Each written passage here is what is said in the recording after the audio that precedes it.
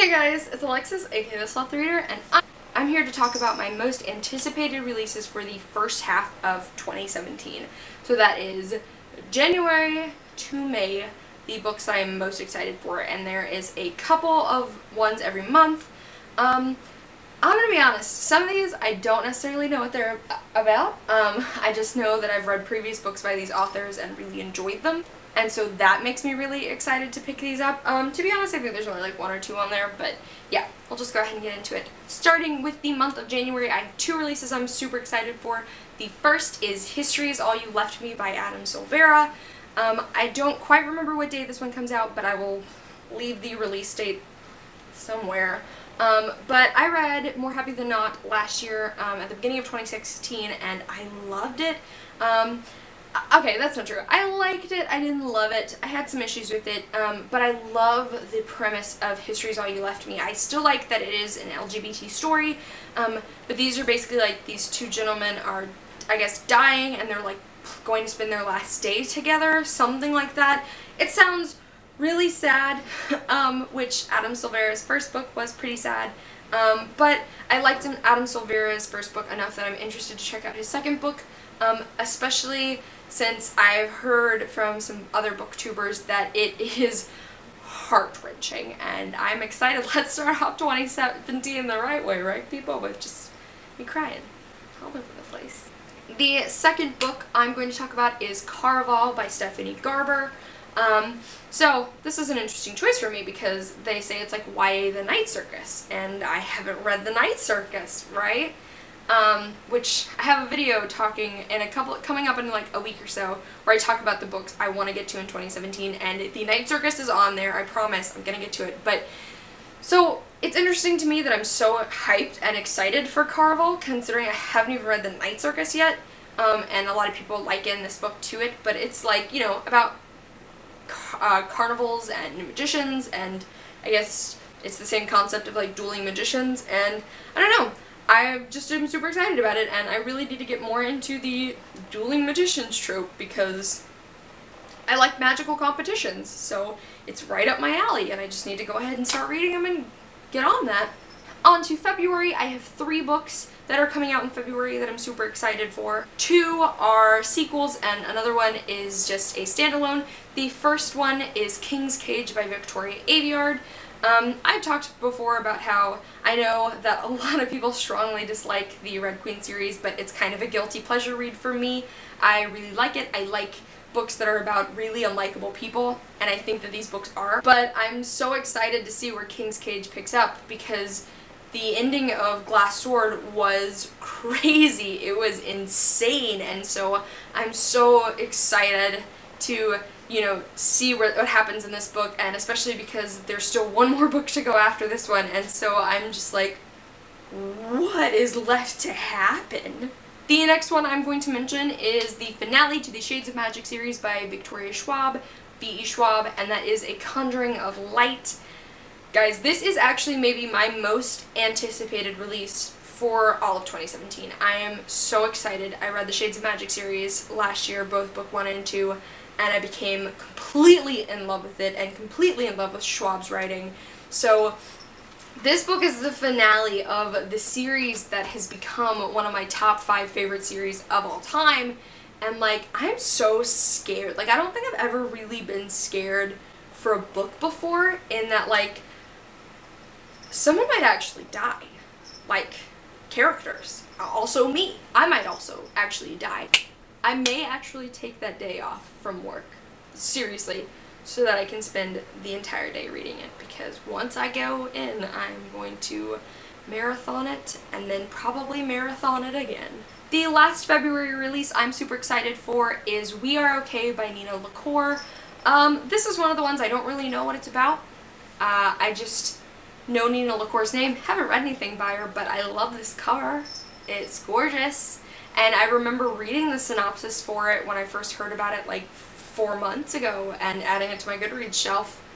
And I should have probably read up on what it was about, but you know what?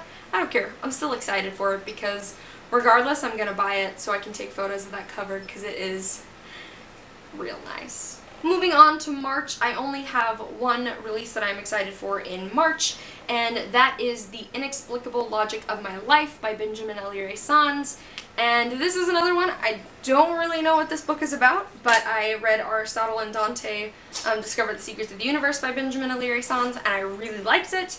I really like his writing style. It's calm and melancholic, and it really captures this like weird wistful feeling, and so I'm really excited to pick up another book by him and to see what this one is about and to probably feel a lot of things because he's really good at making me do that. So, alright, so we've got 4 books that I'm super excited for in April. The first one is Spindle Fire by Alexa Hillier. I don't fully know what this one's about. Pretty sure it's like a Sleeping Beauty retelling. It's a retelling of some sort, but it didn't sound like a retelling when I first heard about it. But it's a fantasy, it's magical, the cover's really pretty, and I'm down for it. The next one is The Upside of Unrequited by Becky Albertalli. I read Simon and the Homo Sapiens Agenda in 2015 and loved it. It was one of my top 10 books of that year, and so I'm really excited to read Becky Albertalli's new book.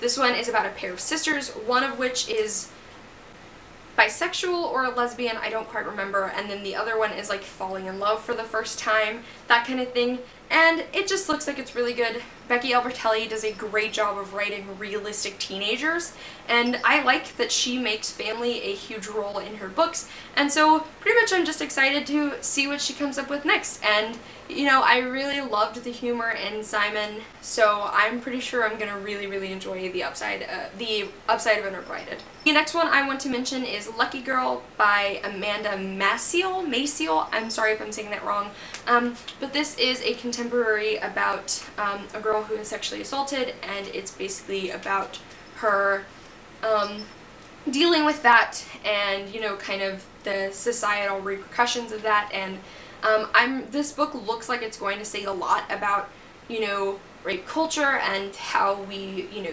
deal with victims of sexual assault, and I'm really excited. I like that that is a topic that's becoming incredibly mainstream, especially in YA, because it's such an important topic to talk about. And so when I heard that this book was coming out in 2017, I immediately wanted to read it because I'm hoping that Amanda Maciel, not sure how you say it, is going to really hit all the check marks of important topics to talk about when you're talking about sexual assault. So I'm really hoping this book does not let me down.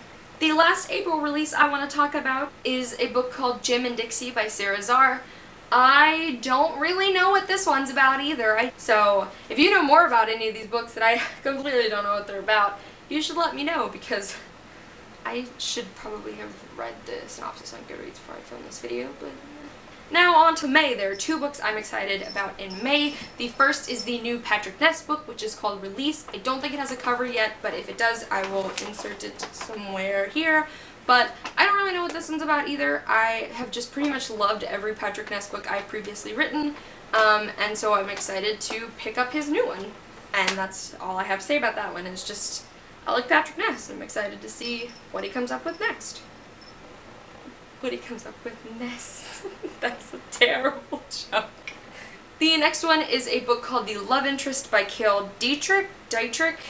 Sorry, I'm probably pronouncing that one too. But this one sounds so awesome. It's like a spy mystery story about these like 2 groups at a boarding school, one of which is trained to be the good boys and one of them is trained to be the bad boys, and there's like a female main character, and one of the guys is supposed to fall in love with her, and it's supposed to be this love triangle between her and these 2 guys, but plot twist, the dudes fall in love with each other. And it sounds like it's going to be a hilarious play on the classic love triangle trope, and it's LGBT, and I'm just so excited for it. The first time I heard about it, I was like, click, add to cart, pre-ordered. Can you come around and get here in May? Thank you very much. The last book I'm going to mention is a I don't know if it's a historical fiction or a historical fantasy book, but it's The Gentleman's Guide to Vices and Virtues by Mackenzie Lee, and no surprise, this one is also an LGBT story, but it's basically about like this detective in like Victorian England who like falls in love with his male assistant, but I don't even think that's like necessarily a major plot in the story. It just happens to be that they're in a relationship, and I'm just I'm so excited. Can you tell that I just want more like LGBT representation, more representation of everything, more diversity. We should have the ultimate levels of diversity. It's 2017. Why do we not have that yet? But that's, you know, a topic for another video, so. Alright guys, so those were my most anticipated releases for the first half of, 2017. Obviously there are a lot of sequels on this that come out in these months that I didn't list. It's because at this point in time I haven't read the books before these sequels, so I would like to say that I'm super pumped about ACOWAR, but I haven't read ACOMAF yet. I'd like to say I'm super excited about Wind Witch, but I haven't read Truth Witch, so I have a lot to get up on, but I am eagerly anticipating those sequels, just because I'm excited to see what people say about them. But you guys should let me know down below what is your most anticipated sequel for the first half of 2017, or for 2017 in general, and I will see you guys soon with another video. Bye!